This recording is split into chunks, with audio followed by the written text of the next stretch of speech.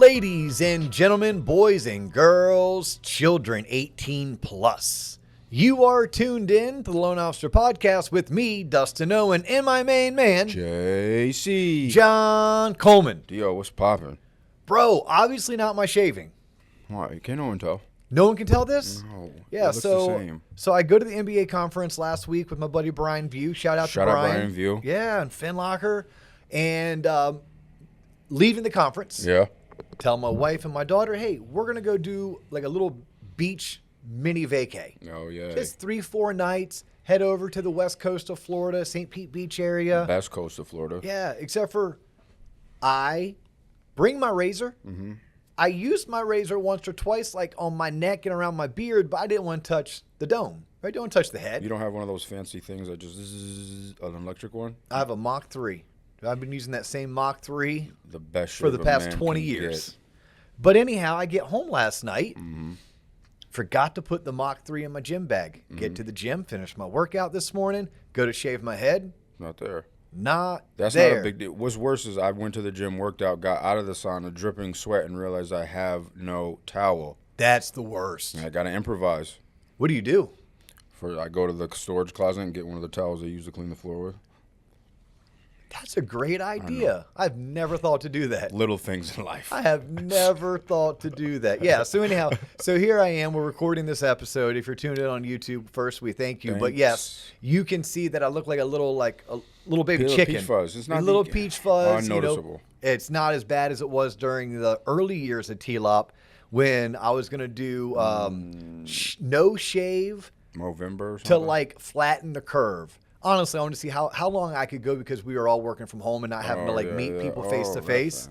How long I could go without shaving my head. Yeah. 'Cause I've been shaving my head for the better part of the past 20, 25 years, right? Word. So I grew it out long enough that it looked horrendous. Like if I grew my hair out, I would look like Bozo the Clown. I'd have one of those clown looks. Oh, shit. But I grew it out long enough that I go back and I look at some old episodes and I was like, oh my God, do I look cringy? But what was really cool is I grew it out long enough that I went and got a real haircut for the first time in 2 decades. There you go. Before I went home and then got out the Mach 3 and took care of business. So yeah, what's popping? What's popping is all the little hair on my head, all the peach fuzz on my head. That's what's popping. Okay. Now, today's episode is going to be popping. Okay. So today's episode, people may or may not know this about me. Yes, I'm a mortgage professional. Yes, I help run a mortgage company for a living. I also help home buyers make sound financial decisions as it pertains to purchasing and financing real estate, which then allows me to become more proficient with personal finance. A bit of a financial coach. Brian View and I talked about that in the last episode. But things you may or may not know about me is I have for the past 3.5 years owned and operated a real estate investment and development company. Recently, I have invested into founding a homeowners insurance, auto insurance firm. Oh, shit. You and I had this podcast, which effective about a year and a half ago, we started softly turning it into a business, TLOP Enterprises, LLC. May 1st, we hired Nikki and Mark, full-blown, put TLOP on the map, literally boys and girls, ladies and gentlemen, children 18 plus. If you are a loan officer and if you need access to the best trainings and scripts and marketing ideas and twice monthly live sales training, i.e. coaching, or you're trying to launch your career and want to pay for some of the best coaching money can buy, I encourage you. Check out what John Coleman's been building over at TLOPonline.com, TLOPonline.com. It is a resource for mortgage professionals that, to me, the way we built it is the best bang for your buck. And we have free shit there too. If you want some of the free trainings and the free resources, slide on over to TLOP Online and become a member. But if you want access to some of the best resources for the money, yeah, you should look at our Premium Plus membership. There you go. You should look at a premium membership, although Premium Plus, that's where the best value is. And we've been doing that. Yeah. I also help coach other business professionals outside of the mortgage and real estate industries. Yeah. And over the past 7 years, I've personally invested in 15 different startup companies. Damn. Where along with my group, we come in and we seed fund typically or angel fund startup companies, typically tech startup. So I know a thing or two about running a business. Yeah. A thing or two. I'm not the best, and I have a lot to learn. And I do live my life that every day is an adventure, and I'm trying to get 1% better per day. But I decided let's focus on an episode where we literally, maybe we'll just call it something like just don't. Don't do it. Don't go there. stop it. Don't go there. Don't go there? Yeah, don't Okay. go there. That's real time how we come up with the episodes, by the way, people. A glimpse into the creativity. That's how we just came up with the title just now. Yeah, don't go there. Don't go there. Yeah, because it's a mindset. There's about a half a dozen typical, predictable hurdles or obstacles, or sometimes we call them red flags, that 100% commission sales professionals like to throw out like an excuse, or business owners, small business owners like to throw up as an excuse as to why they're not achieving the success they sought out to achieve, right? Because we all raised our hand at some point in our lives and said, yes, I want that career. Yes, I'm willing to go 100% commission. Yes, I like the opportunity that brings me. Yes, I'd like to own my own company. Well, why? Why do you want to own your own company? Why were you willing to go 100% commission? Why did you choose that particular career path?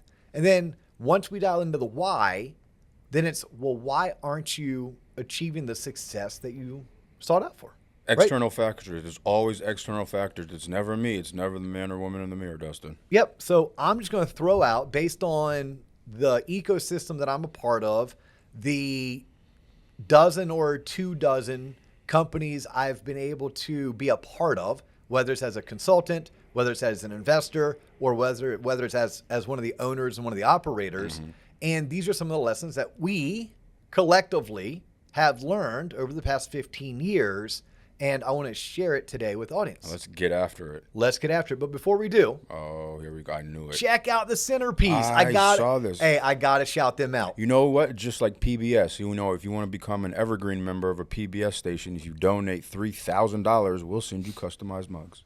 Is that what it is? I mean, kind of. You know what I mean? That's what it is. I don't know what sponsorship level we're at, but yeah. So our friends over at Xenix, Casey. Shout out Xenix. Yeah, IE, a.k.a. Blade.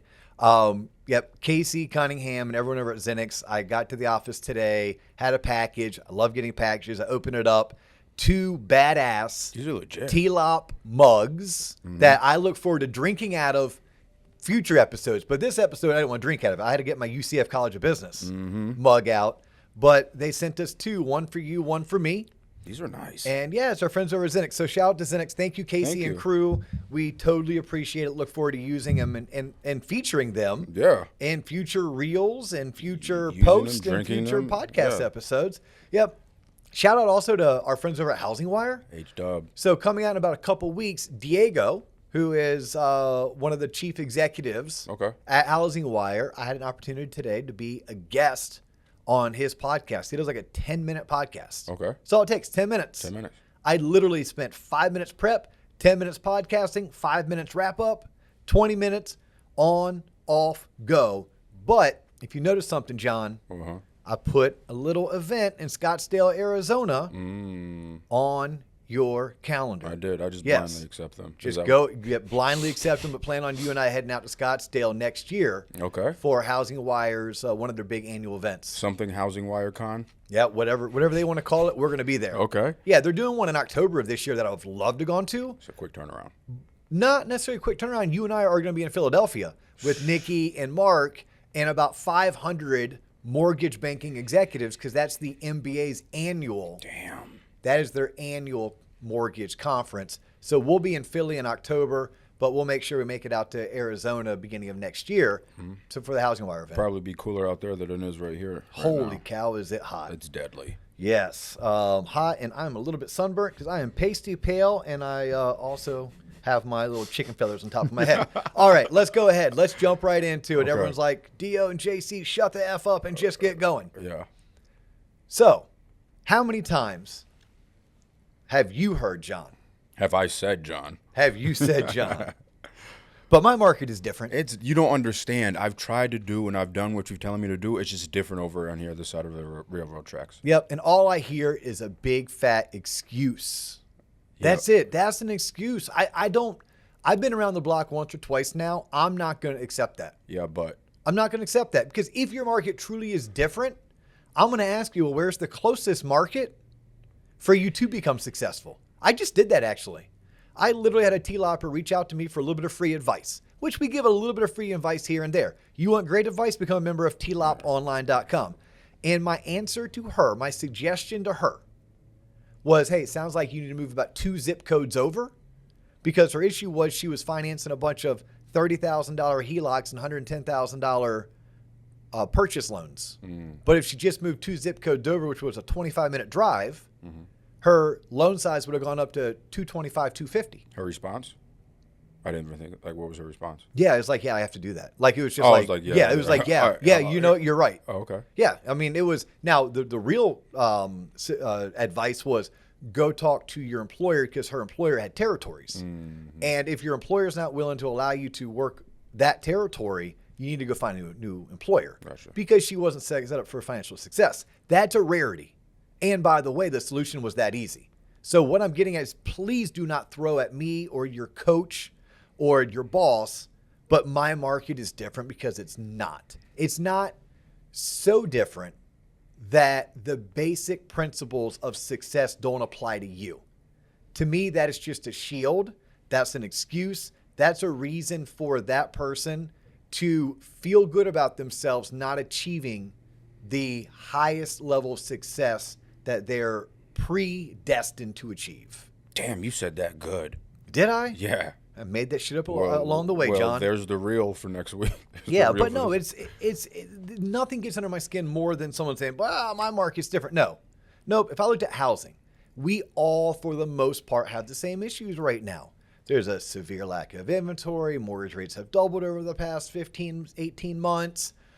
People are a little bit scared. We don't know what the economy's doing. Like, cool. Your market is not different. Houston, Texas, Austin, Texas, Boston, Massachusetts, Miami, Florida, Spokane, Washington, Reno, Nevada. Like, you're in the housing market. What you have to do is have more conversations. And that's not different. You need to get out there and network harder than you've been networking. It's not different, yeah. Yeah, when you do network, how good are you? Look, if you're networking like crazy, but you would rate out a 4 out of 10, how about you spend some time becoming a 6 out of 10, keep on networking at the same activity level, and watch your results increase by 20, 25%. Right? It's not your market. It's your effort and it's your effectiveness. You can focus on giving more effort and becoming more effective, or it's your effort towards the wrong or right things. Most business owners, most sales professionals spend too much time doing the wrong things and too little time doing the right things. So you have to stop and ask yourself, can I empower someone else to do this task so I can go focus on the higher level tasks that generate the leads, which generates the revenue that we desire? Too many times we focus on the wrong things. But nonetheless, my biggest gripe, my don't go there moment, do not ever allow yourself to say, but my market is different. Cut it out of your vocabulary.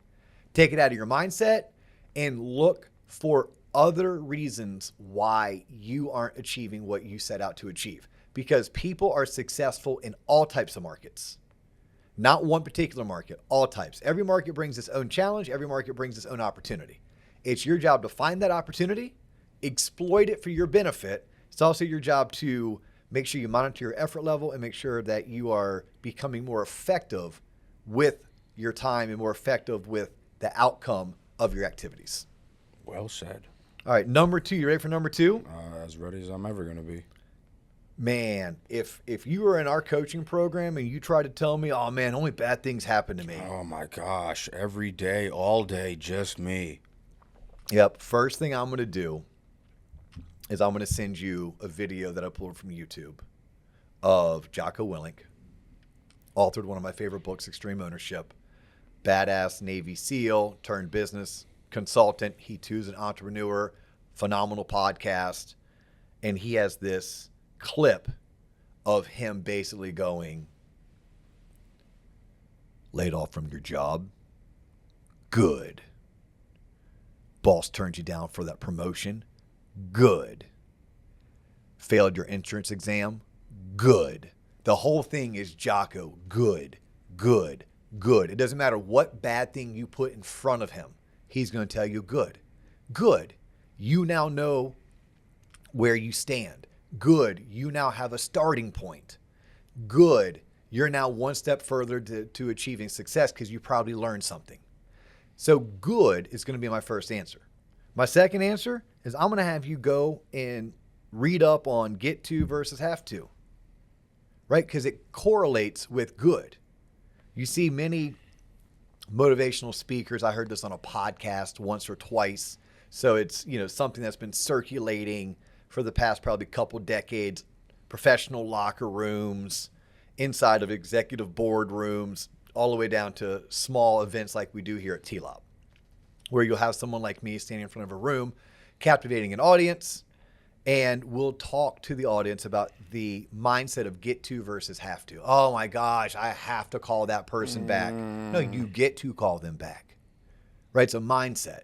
How fortunate are you that you have business and that business is going sideways and you get to call that person back to talk about a resolution, to walk them through what happened, right? You get to be standing upright, breathing with good health in order to tackle whatever obstacle just came your way, right? It's a get to versus have to. In general, in life as well as in business, we will encourage all of you who are tuned in and listening, attack life with a get to mentality, not a have to mentality. All right. So when you say, oh, only bad things happen to me, my third thing, I'm probably going to call BS. BS. Only is a very strong word. Only, ever, always, never. Those are words I highly caution everyone to stay away from because they are very, very strong words. But when you say only bad things happen to me, I'm going to walk you through an exercise where we're going to talk about everything that went your way, everything that does happen to you that is positive. You just have to shift your focus. You're shifting your focus on the wrong things. Your focus needs to be on everything that goes well. And when things don't go your way, because they're not always going to, and they're not supposed to always go to, then you say good.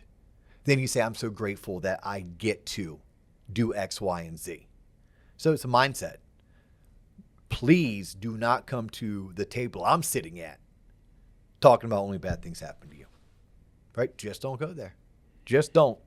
Nike says just do it. Today we're saying just don't do it. Well played. You ready for number 3, John? I think so. If my math is correct. Oh, you just don't get my business. You don't understand what I do. You don't understand what I do. I'm not going to deny that I don't understand what you do. But I have a general idea, and I'm going to promise you this. The Pareto's principle. Right? We can apply Pareto's principle to number 1, number 2, and number 3. Do you understand what Pareto's principle is, John? We talk about it quite often on this show. Isn't that 80-20? It's the 80-20 rule. Yep. It's the whole thing. 80% of the money is generated by 20% of the workers. 80% of crime is committed by 20% of the population. Yeah. Yep. Pareto's principle applies to just about everything in life. We go back to number 1 annoyance of just don't go there. But my market is different. 80% of our markets are the exact same. The 20% is where we're going to have some slight variations. Very rarely are those variations drastic or overtly noticeable. Just don't go there. Number 2, only bad things happen to me. 80% of the time, things go exactly as you expected and exactly as you wanted or exactly as they needed to happen. It's the 20% that you're allowing to occupy 80% of your headspace, 80% of your industry, or your not industry, 80% of your energy. Okay, so when we come down to annoyance number 3, you just don't get my business. Yeah, I do.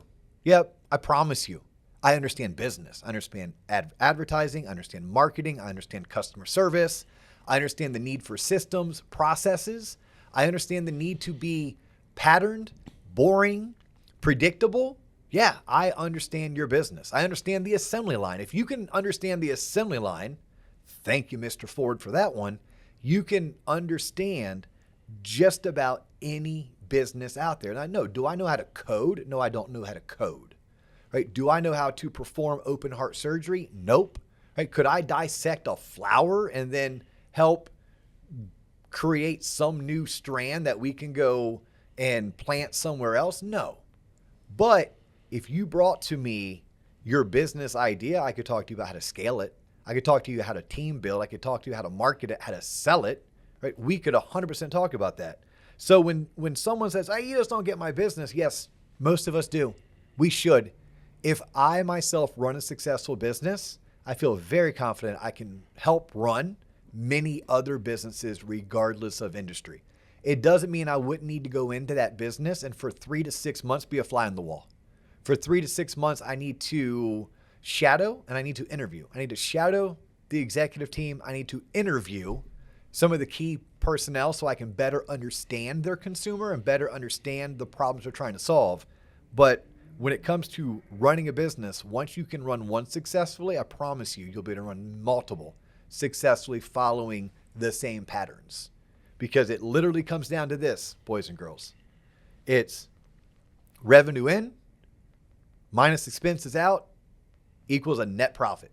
If you are in business, you're doing so because you're trying to generate net revenue. Net revenue is going to be the money that you are able to keep or your shareholders are able to keep, your stakeholders are able to keep, because that's the money that gets distributed.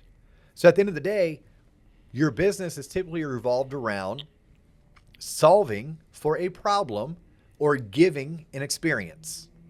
Giving an experience would be travel and tourism. Solving for a problem or fulfilling a need would be just about any other industry. Dentistry. Oh, I have a cavity. I have a toothache. I need a root canal. I need a cleaning. That's a service or that's solving for a problem.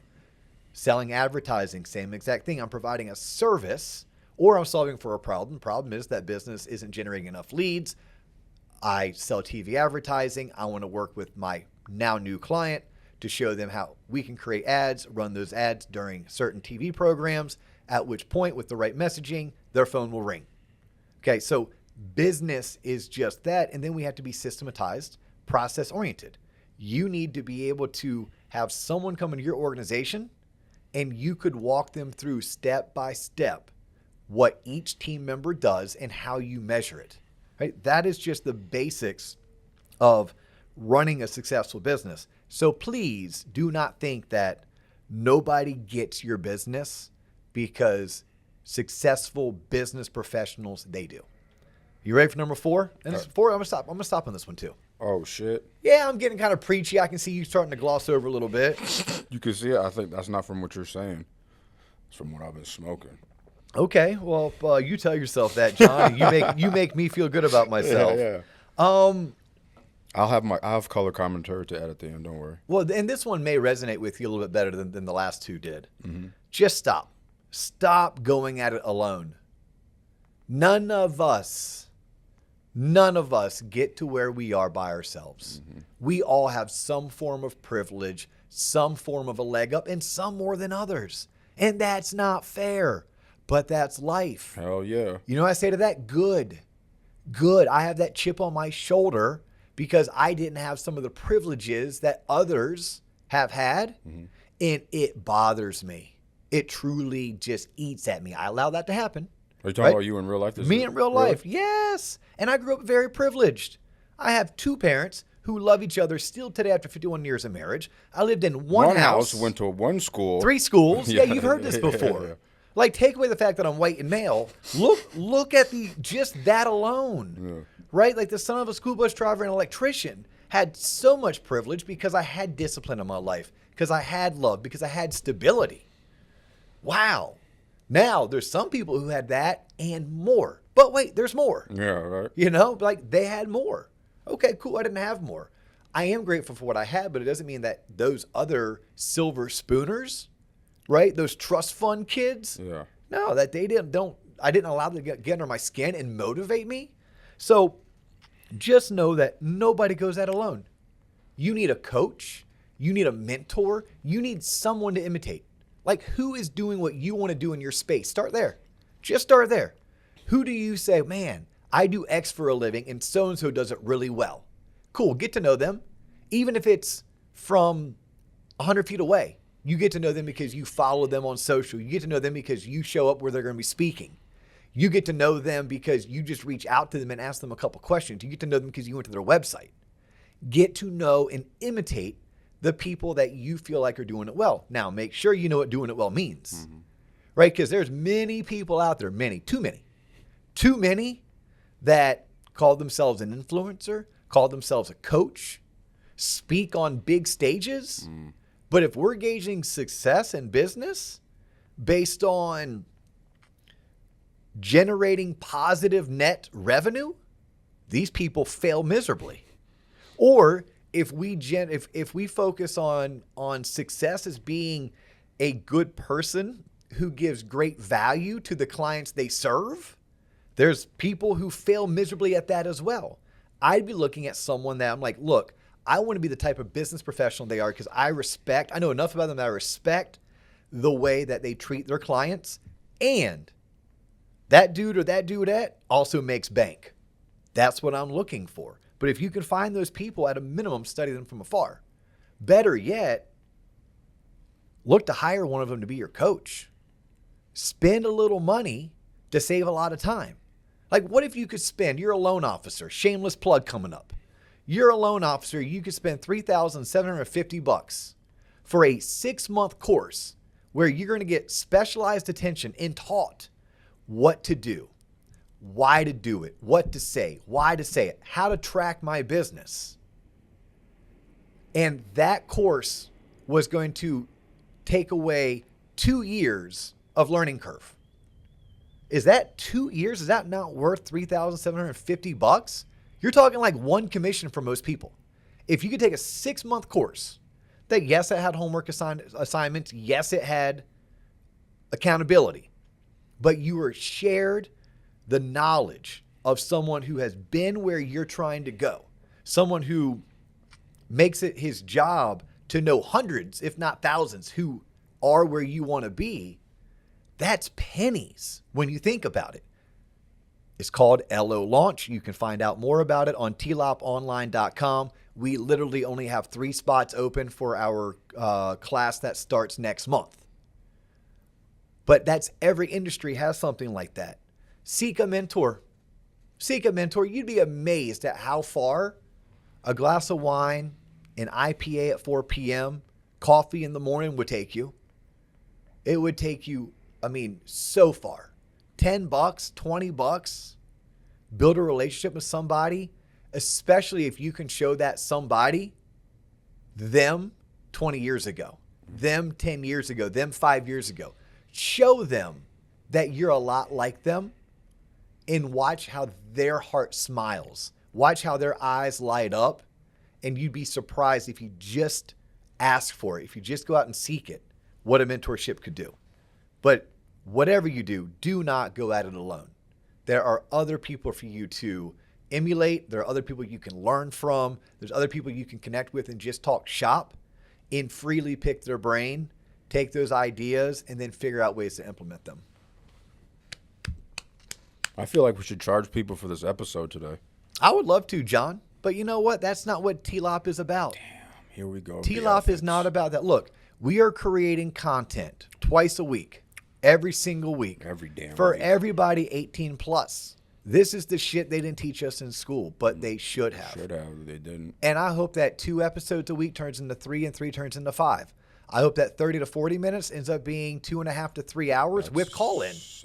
That's Saving Private Ryan every day. Yep, that's fine.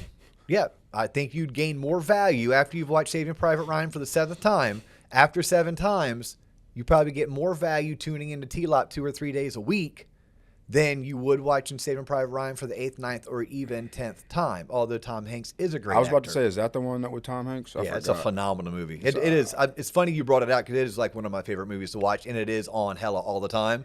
And I always get stuck watching. Here's what's crazy. I'll get stuck watching it like on AMC with commercials. Oh, and still watch a half-a-day marathon. But I have Hulu, I have Amazon, I have Netflix. Irrelevant. I could easily go find it. It's not the same, right? Not the same. It's not the same as turning it on. I'm like, oh, shit, look what's on TV.